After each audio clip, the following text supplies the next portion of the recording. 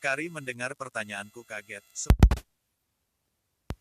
Kak Owen sudah menghubungimu. Suaranya seperti menunjukkan rasa kaget, tapi saat itu karena aku sedang panik aku tidak memperhatikannya.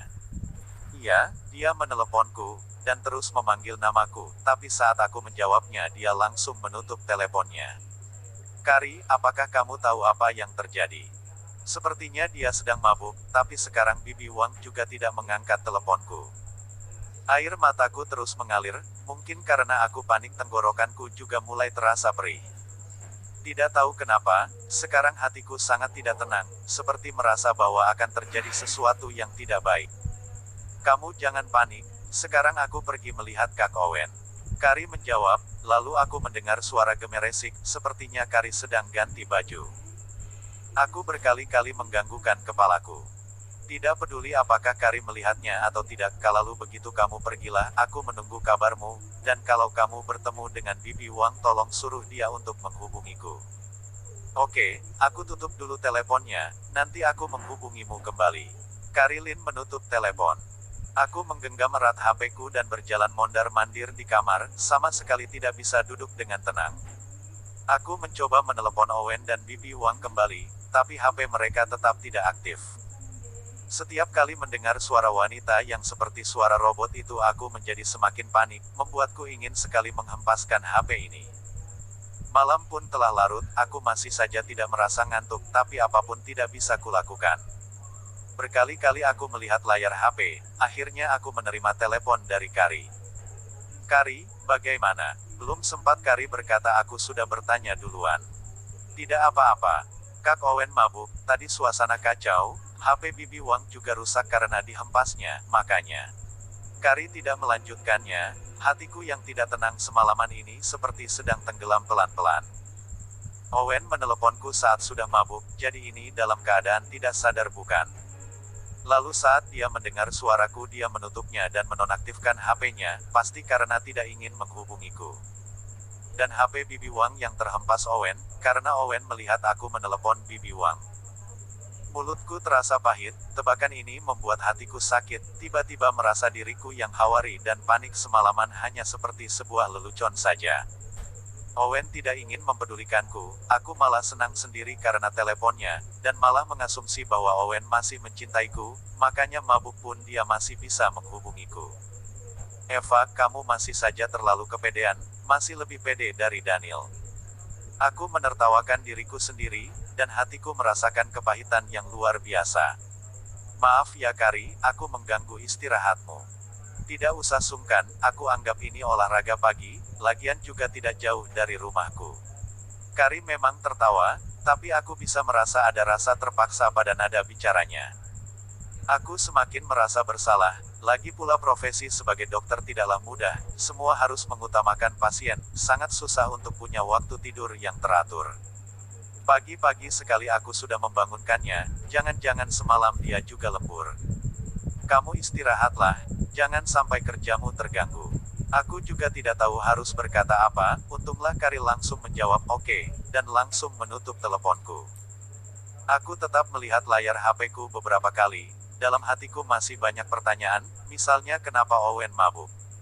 Misalnya lagi apakah benar Owen dan Evelyn akan bertunangan. Tapi, semua pertanyaan ini tidak bisa kutanyakan, aku juga tidak tahu harus bertanya kepada siapa.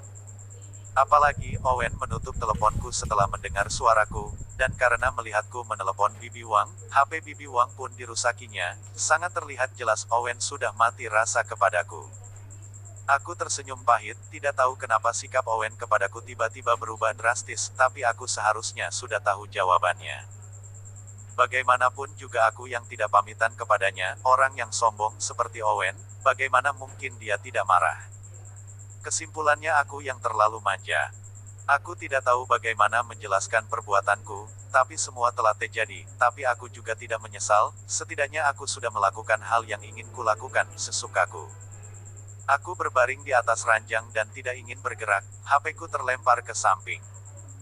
Berbagai kenangan muncul di kepalaku, pertemuanku dengan Owen, bagaimana aku berkenalan dengannya, hingga berpacaran dan bertengkar dengannya. Mungkin karena ada kandungan obat tidur dalam obat yang kumakan, walaupun hatiku sangat kacau, tapi akhirnya aku pun terlelap. Tidur ini terasa sangat melelahkan. Paginya aku langsung terbangun karena suara HP. Aku merasakan kepalaku yang berdenyut, seperti akan meledak. Aku mengerutkan dahi dan melihat HP-ku, itu adalah nomor asing. Dulu aku selalu terbiasa mematikan telepon dari nomor asing, tapi kali ini karena kepalaku pusing, tanpa kusadari aku mengangkat telepon itu. Halo, Eva, aku sudah bercerai. Suara gembira terdengar di telepon, aku terkaget dan tiba-tiba tidak ada rasa ngantuk lagi, lalu aku pun terduduk di atas ranjang. Daniel, dia sudah bercerai. Kamu di mana? Ayo ketemuan. Suara Daniel terdengar kembali, hatiku terusik. Sebelumnya aku bilang kepada Daniel untuk tidak menghubungiku sebelum bercerai. Tapi itu hanya untuk memberinya tekanan dan mendorong dia untuk bercerai, juga agar diriku tenang. Lagi pula aku sama sekali tidak ingin ada kaitan lagi dengannya. Tapi aku benar-benar tidak menyangka mereka akan bercerai secepat ini. Valen benar-benar rela. Sama sekali tidak ada perseteruan. Eva, kamu bicara dong. Suara Daniel sedikit dingin. Aku berusaha untuk menenangkan perasaanku, benar sudah bercerai. Iya, sudah. Daniel menjawab cepat. Aku mengerutkan alis, kalau begitu kamu kirim surat perceraianmu kepadaku. Lalu aku pun menutup teleponku, lalu segera membuka WeChat dan meminta bukti dari Valen. Valen menggunakan beberapa akun cadangan dan meminta pertemanan kepadaku di WeChat. Aku tidak tahu apakah dia masih memakai akun yang lama, beberapa pesanku tidak dibalasnya, lalu aku membongkar kembali akun-akunnya dan mengirim permintaan pertemanan di WeChat. Tapi yang aneh adalah, dia tidak menerima permintaan bertemanku, dan sejak aku menutup teleponnya Daniel juga tidak mengirimkan surat perceraiannya kepadaku. Sekali lagi aku mengerutkan alisku, di dalam hatiku aku merasa seperti ada yang aneh. Tapi setelah itu ada satu hal yang membuatku lebih kaget lagi, aku tahu Daniel memang tidak tahu malu, tapi aku sama sekali tidak tahu dia bisa segila ini. Valen kecelakaan, dan lukanya sangat parah, sekarang dalam keadaan tidak sadar. Wiri yang memberitahuku tentang kabar ini, dan setelah mengetahuinya aku langsung bengong. Pantas Valen tidak membalas semua pesanku, ternyata dia kecelakaan.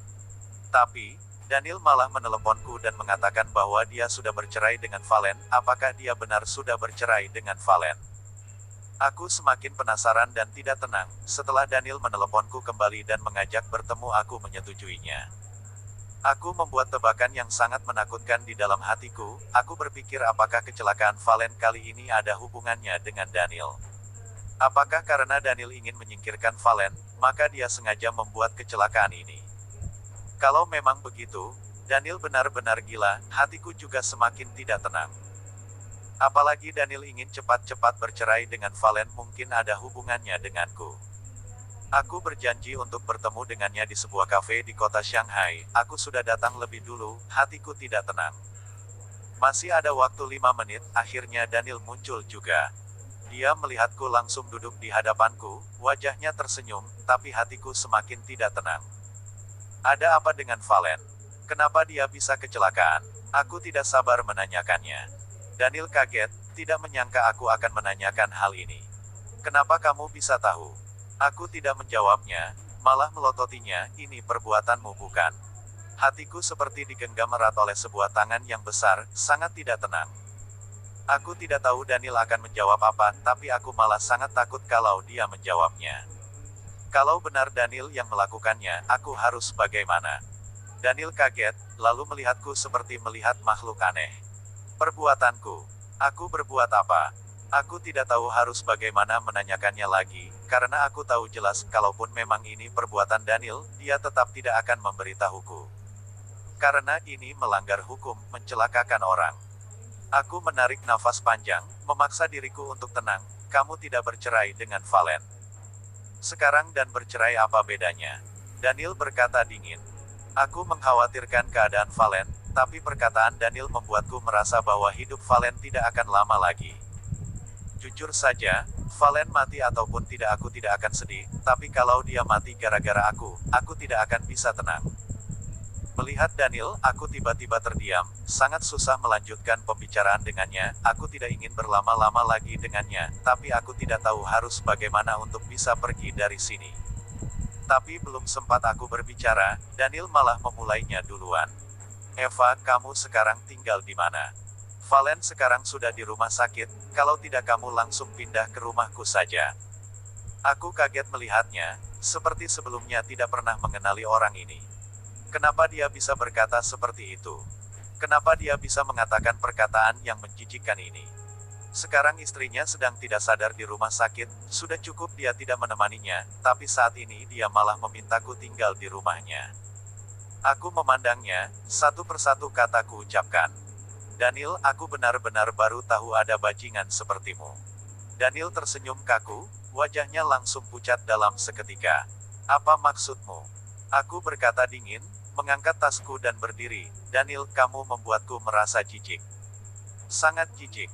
Aku membalikkan badan dan ingin pergi, Daniel marah dan menarik lenganku. Aku terburu-buru ingin bertemu dengan Wiri. Karena sudah mengetahui kabar kecelakaan Valen, maka aku pun mengatakan kepada Wiri tentang pertemuanku dengan Daniel hari ini, dia membawa bodyguard dan ikut datang ke sini. Karena begitulah, aku berani mengatakan perkataan seperti tadi kepadanya. Tapi, saat ini Daniel menarikku, aku tidak melihat Wiri, tapi malah melihat seseorang yang sangat kukenali itu berjalan menujuku. Lepaskan tanganmu. Suara itu dingin, aku kaget melihat orang di depanku ini, saat itu juga mataku tiba-tiba menjadi lembab. Itu Owen, kenapa dia bisa tiba-tiba muncul di sini? Aku tidak tahu bagaimana menggambarkan isi hatiku saat ini, tapi bertemu dengannya sekarang, membuatku ingin menangis. Owen.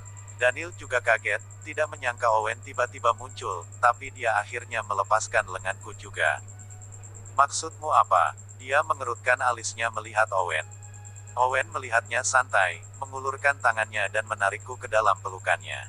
Aku tidak tahu harus merespon apa, tapi yang kurasakannya hanyalah pelukan Owen yang hangat.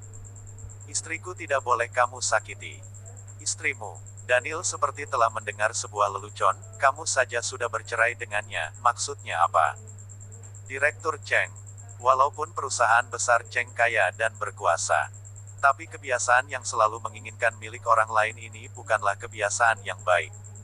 Lagi pula, kamu juga akan bertunangan dengan Evelyn Su, sekarang mengatakan ini bukannya berarti kamu menamparkan dirimu sendiri. Daniel berkata dingin, hatiku kacau. Aku tidak tahu apakah Owen merasa dirinya sendiri tertampar, tapi mendengar ini membuatku sakit hati.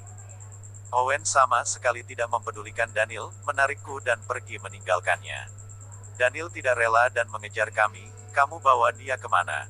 Ini bukan urusanmu. Kalau aku menjadi kamu aku akan segera memikirkan cara untuk menghanguskan mobil itu. Tapi, sekarang polisi sedang di jalan, aku tidak tahu apakah kamu sempat lari atau tidak. Owen berkata kepada Daniel, aku bisa melihat ekspresi wajah Daniel langsung berubah drastis. Kamu, oke, kamu hebat. Daniel berkata kejam dan melarikan diri.